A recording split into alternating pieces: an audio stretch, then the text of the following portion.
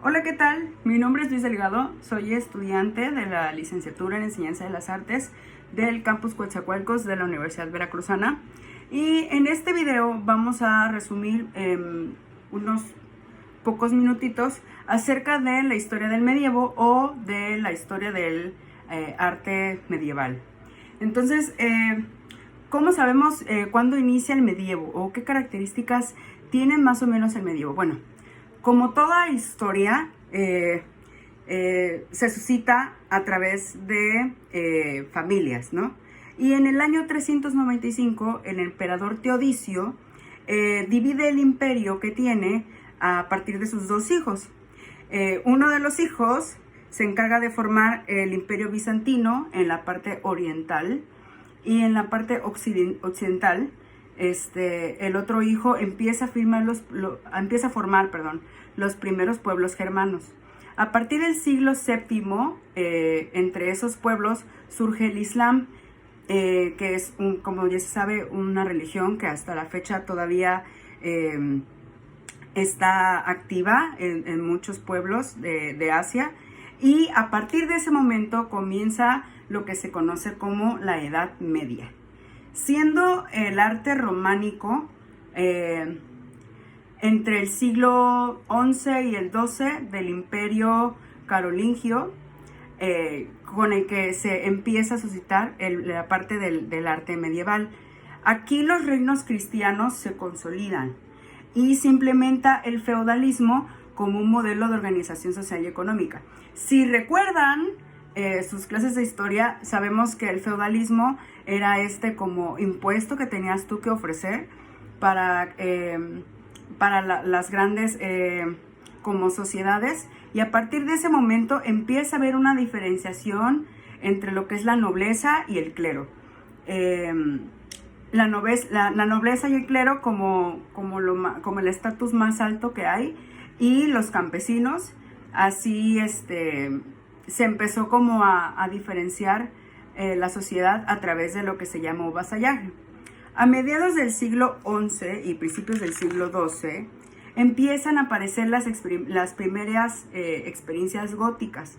Recordemos, bueno, no lo recordamos porque todavía no lo he mencionado, pero parte del arte medieval tiene que ver con el arte románico y el arte gótico. Ambas, al estar como complementadas, forman parte del arte del medievo. Románico significa parecido a lo romano, entonces se va a caracterizar. Si tú piensas en los romanos, lo primero que se te viene a la mente es los muros grandes, las columnas, todo muy grueso, muy detallado en cuestión a la escultura, que hay bóvedas. Sin embargo, en él existe un rasgo como que muy común en el arte románico, y es que la religión y el cristianismo se vuelven un elemento unificador, ya que en ese tiempo la iglesia empezaba a tener un poder social y económico muy fuerte. O sea, todo lo que se hacía en una sociedad tenía que ver alrededor de la iglesia, porque era el poder absoluto, digamos. Lo que la iglesia decía, eso era. Además de que su autoridad era indiscutible. Aquel que no se consideraba o que no siguiera los pasos de cualquier religión cristiana, pues evidentemente era considerado como un traidor y había ya algún problema, y ya saben. La arquitectura en este momento se vuelve como un monumento, algo grandioso, majestuoso, perdurable, y la piedra fue su principal herramienta en ese entonces. El placer estético, o sea, lo bello, lo delicado, fue desterrado en ese momento, porque aquí en este momento de la historia, como ya había mencionado, la iglesia formó una parte muy importante, y la religión y Dios era lo único que importaban. Prácticamente, si adoraba a Dios, era completamente bello, y la casa de Dios, o sea, las iglesias, formaban parte de este simbolismo, parte de lo que este imperio quería que la gente adaptara como suyo. Centra la imagen en la divinidad de Cristo como un Dios omnipotente y pantocrator, donde el alfa y el omega se representan como el inicio o el principio y el final de todas las cosas. O sea, Dios es lo más importante en este momento. Entonces, a partir de esa idea, empiezan a surgir varias características, varias palabritas que dan esa pauta a que el Imperio Románico empieza a formar y a sentar sus bases. Por ejemplo, el Dextera Domini, como un gesto de bendición, que es como la manita esta.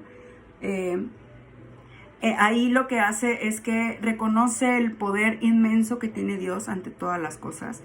El Agnus Dei, o el Cordero de Dios, como lo conocemos ahora, tanto degollado como inmolado, como de pie, como resucitado, ya que pues si sabemos un poquito de teología y de la historia de la religión cristiana, Dios resucita, y eso quiere decir que es el único ser que tiene ese poder ante todos los que existen en el universo, ¿no? Y el Espíritu Santo, que se conoce hasta la fecha por el simbolismo de una palomita, ¿no? La palomita buena onda. La representación de la Virgen María aquí forma una parte importante también, porque empieza a ser esta mediadora entre el hombre y Dios.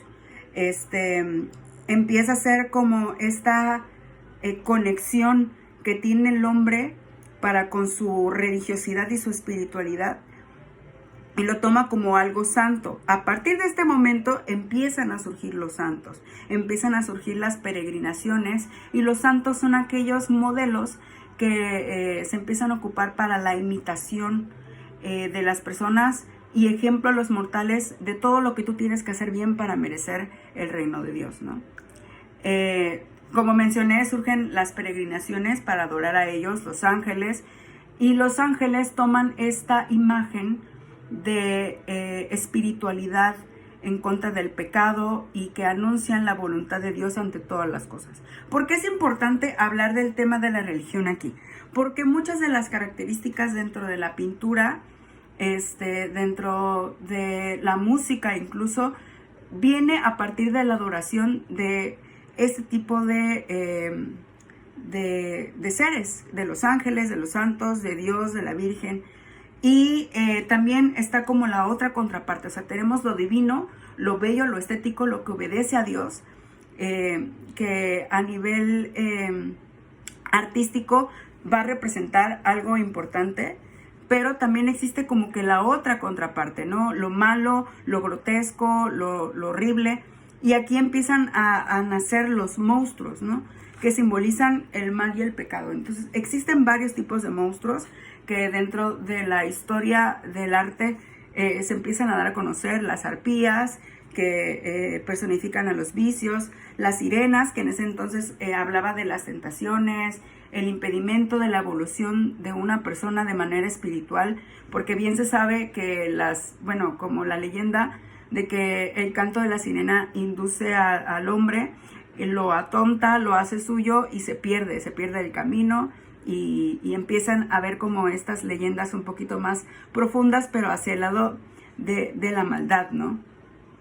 Y el grifo, que es representado en un carácter benéfico como aquel que va a ayudar al hombre en su camino y en su búsqueda, a saber a dónde tiene que ir, cómo tiene que ser para poder ser merecedor de todo lo que Dios te da, ¿no? En ese momento, en las pinturas, el grifo era representado al árbol de la vida. ¿Por qué? Porque, ya lo había mencionado, toma este papel de ser esa guía, ¿no? En la escultura empiezan a ver las primeras representaciones de un Cristo, pero aquí este Cristo no es como el Cristo que lo conocemos, o sea, no es el Cristo que está en una cruz. En este caso es un Cristo que es triunfante. ¿Por qué? Porque lo que busca este tipo de arte es valorar que Cristo es un Dios omnipotente, sin dolor, fuerte, hierático, perfectamente simétrico, perfecto, para que la humanidad crea y la humanidad vea que Dios es perfecto, que todo lo perfecto y lo bueno viene de Él, ¿no? En lo gótico ya empieza a haber un cambio. En lo gótico ya se conoce otro tipo de Cristo, por ejemplo, si nos vamos a la religiosidad. Aquí en el gótico ya empezamos a ver a un Cristo doloroso, a un Cristo golpeado, al Cristo crucificado, al Cristo en el que la gente tiene que tenerle temor por el pecado que cometen, ¿no? O sea, tiene un parteaguas. En la pintura encuentras a la iglesia como un lugar acogedor, como es la casa de Dios. Los murales sobresalen. La técnica más usada en este tiempo es el fresco a través del temple o a la griega, que antes ponían capas de pintura y luego ponían capas de cal y arena para hacer como más perdurable la pintura. Aquí existe el antinaturalismo y empieza a haber una característica representativa, que es la esquematización del arte y de las pinturas y de las ideas que tiene el artista en ese entonces. Lo gótico es un poquito diferente. Aquí se desarrolla en Europa a mediados del siglo XVIII más o menos, y viene a partir de los godos, ¿no? Por eso es gótico. Aquí hay un desprecio por lo medieval, ya empieza a haber una sobrevaloración de lo clásico, y aquí hace frente a lo que es la monarquía. La monarquía es el frente progresista de un régimen social. El feudalismo empieza a cambiar y la monarquía toma el papel más importante. Por ello, en la arquitectura, las catedrales son la consagración del rey y la religión se vuelve cercana al hombre y a la naturaleza. Entonces ya empieza a haber este cambio también de mentalidad de que Dios intercede a través de figuras como los reyes y que ellos son los merecedores a tener este encuentro divino y hacerlo perfecto. Entonces todo lo que viene a continuación, la pintura, cualquier tipo de arte, va referente a este tipo de corriente. Y pues este es un poquito de historia acerca del arte románico, del gótico, que conforman parte del arte medieval. Espero que les haya gustado este videito y nos vemos en un próximo video.